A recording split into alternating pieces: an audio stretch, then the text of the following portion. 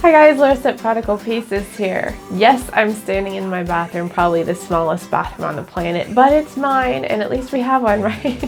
We totally have fun in our house creating things from upcycling items to repurposing to just making use of maybe shopping our home and recreating it. I wanted to show you how I took this pink bin and gave it some fun. Now, would you believe that this is the same bin that you just saw, that pink bin? Would you think it's the same thing? I had some fun with this, gave it some faux look to it, some typography. You know, I love typography. But I'm sharing the video with you today, and the full tutorial is over at prodigalpieces.com, so you can head over there to see. But take a peek at how I did this and then catch up with me at the end here.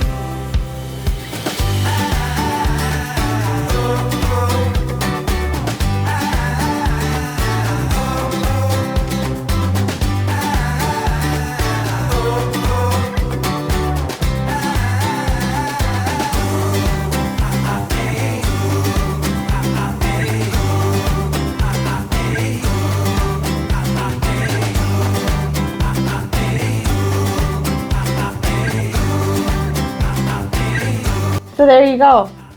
From hot pink, cutesy pink, whatever you want to call it, to a little bit of farmhouse rustic decor, perfect for storing your toilet paper, towels, You could have put kitchen on here, you know, something that suited your kitchen, bedroom, whatever you like. I went with this because you can see here I already had made this sign for my bathroom.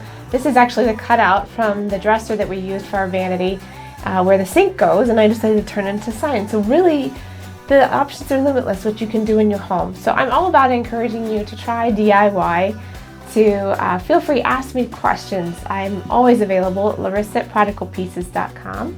Come on over to my blog, prodigalpieces.com, and subscribe to my newsletter. You'll get some freebies and some discounts, and subscribe to my channel.